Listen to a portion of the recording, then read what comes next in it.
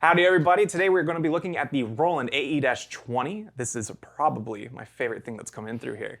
Let's check it out.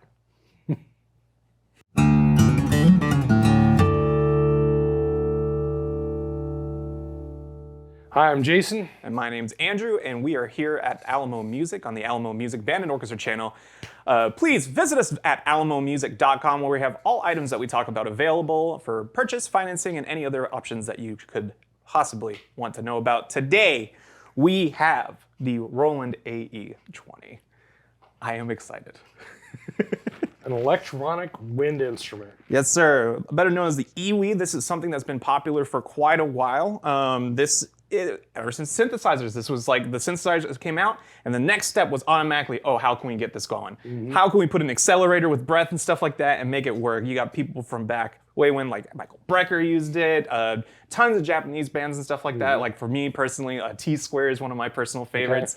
Dude, there's tons of people, and the technology as back then, you know, computers back then were as big as classrooms, right? Everything's been getting smaller and smaller, and now we are at here. This is the mid-level of the series. Roland has 3 different ones at the moment. It has the AE-10, the AE-20, which is this one, and then the AE-30, which is their professional model. We got this one because I think this one is the best if you are going into it as a saxophone player or a woodwind player. But it can also work great for brass players too, so that works out awesome. So the first thing I want to talk about when it comes to this is going to be definitely the ergonomics of it, right? That's the first thing that anyone's going to pay attention to when they pick it up. It's going to be how their fingers are placed onto it. The coolest things about it is it's definitely modeled after a saxophone. You have your full 1, 2, 3, 1, 2, 3, just like a recorder, but you have the side keys just like a normal alto sax, tenor sax, bari sax, anything like that. You got your low C, your G sharp table over here, all your stuff over here as far as your D, E flat, F, and all that. And you even have a side F sharp, and a fork F sharp, and your high F sharp, just like that too. So like the whole thing's there, and there's tons of different options as far as how to do that. One of the other things that is to note about this, of anything, is the customizability. So you're a brass player, right? So you basically are used to playing with the three valves and everything. You could totally go into the Roland app that comes with this. You're able to customize everything too. So if you want to play it, you have your octave set up back here. You can do it with this hand. You can also do it this hand. You can do it with however you want to, and it change octaves, however you want to play it, and it totally mirrors that. The other cool thing about it is it's actual buttons. A lot of synthesizers and everything like that, or at least a lot of wind instruments, electronic wind instruments, are going to have sensors more than likely. There's a lot more options with that you can do, but as basically as a woodwind player, coming into this, I'm able to just pick up and go. Like there's nothing to get used to. There's no weird stuff to get used to. There are some, in my opinion, some things that could be a little better as far as the ergonomics of it. I believe that this side of it's a little too low, but I understand that keeping it kind of compact kind of makes it a little better. But yeah, man, that's pretty cool. So I remember back in the day, they used to have a little roller thing on the back to change octaves. How does it do it with this? So on the back, you have your traditional octave mechanism. So not a mechanism, right? But you have your buttons. So you press this one on the top. That's your normal octave, like you're playing a saxophone, or a register key, almost like on the clarinet. So it's not by 12s, right? It's by an octave. Then you have 3 other buttons. So if you press nothing, you're in your normal set. If you press the first one right here, it's going to be upwards of 1. Then it's the second octave if you press up here. So and then you can also go all the way down. So each of these buttons will give you a different octave. You have a total of 5 octaves within the range of this instrument. The other thing too is that on the thumb hook where you would put, it has a little rubber pad that you can kind of take off, put on, everything like that. You can use this and you can bring it down, down a step or 2, or a step or half step. You can customize that as well through the Roland app. It's a great slider. You can do that to kind of bend your notes and everything too, just like you would on a synthesizer on the side. The other thing about it is you have just a normal neck strap hook that works out great. And then my a personal favorite thing of mine is that the screen that they use to check your options, and we'll go into that in a second, is that right here, it's an OLED screen. So even if you're outside playing in an outdoor gig or anything like that, you see this perfectly. And as a musician in Texas, it's perfect. So we can go through some options and stuff like that and see what's going on with it. Okay, so starting up right now, it takes about like 7-10 seconds to start up and everything, which is perfectly fine. You should have it all ready to go anyways. It plugs in using a normal outlet right here. You can plug it in that way. The other way you can do it is, if you want, is you can use, it takes about 6 AA batteries and it can drain, but if that's needed, you can be totally portable with it, and that works out fine. So as far as the options goes, you have quite a few. You have your speaker output and everything right here for volume, and then you can go ahead and set it up to the different sound options and everything back here. One of my personal favorite things about it is the amount of options you have to do output of volume. It has an internal speaker. I can show it real quick, actually. Let's see. You got a little mouthpiece cover right here.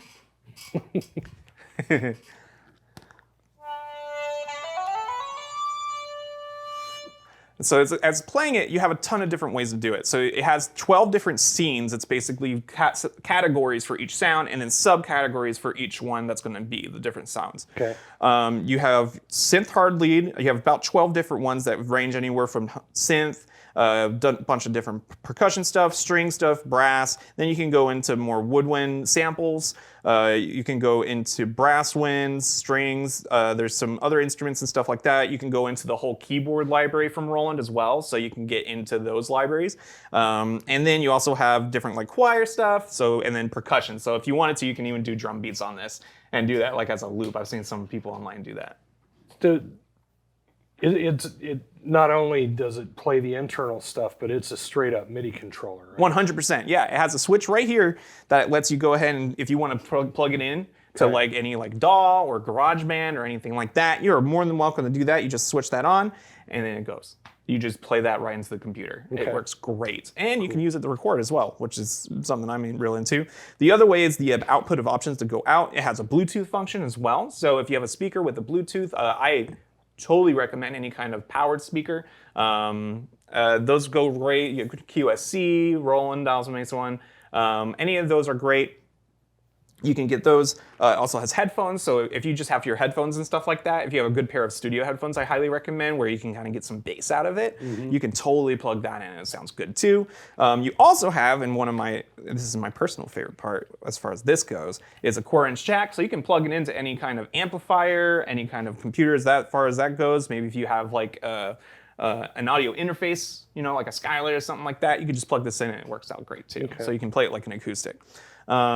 And actually has a good amount of volume. The internal speaker on here is pretty good. I'm a pretty big fan of it.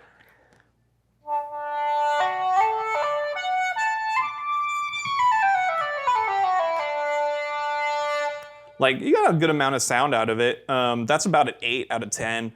But in all honesty, you should be using this with a speaker. Like, if you're going to be purchasing this, get a speaker on the side. I recommend getting a powered speaker. A keyboard speaker would be good too. Like a keyboard amplifier would be pretty good too, and maybe because at least you get that low end out of it too. Right. But if you're going for kind of on the less expensive side, I think the minimum you could get like a bass amp, because you want that low end. That low end's definitely going to be real important to it, and then the mid range and everything, you just get kind of a little scuffy out of the high. I remember the original versions of the EWI and EV back in the 80s. Like, you couldn't blow through them. Yeah. So they were pretty uncomfortable to play. This you can blow through, right? Yes, absolutely. So when you play through it, it has different vents and everything like that you can go through. Also on the bottom, and this is kind of more on the gross side, but it's important to note, is you have the spit catcher right here. Right. It's got a little hole at the bottom right here that you have all your condensation, everything's going to come out of right here. You just plug that right here. It's super easy to put on, super easy to take off too, so you have to be really careful. It's just a little piece of rubber. Okay. But because of this, is kind of like the kind of safe product like kind of thing, this is super easy to clean. Okay. Right. So it's definitely made for going out and playing and gigging and stuff like that. But it's great for home use and it's super easy to clean out. I see more and more marching bands utilizing this technology too. Mm-hmm. If they're going to mic soloists, well, might as well go the full Monty and get them an instrument like this to play on. Yeah, it's super reliable, and the fact that it's so ergonomically similar to regular wind instruments, has the real buttons and everything. Right. If you're a program and stuff like that, wanting to look into an instrument like for your jazz band, a lot more of jazz and stuff, of modern stuff, is coming out with this kind of stuff. Mm-hmm. You don't have to teach your kid how to play a synthesizer. Right. Which, it's a good thing to do, but this is definitely that good option to have.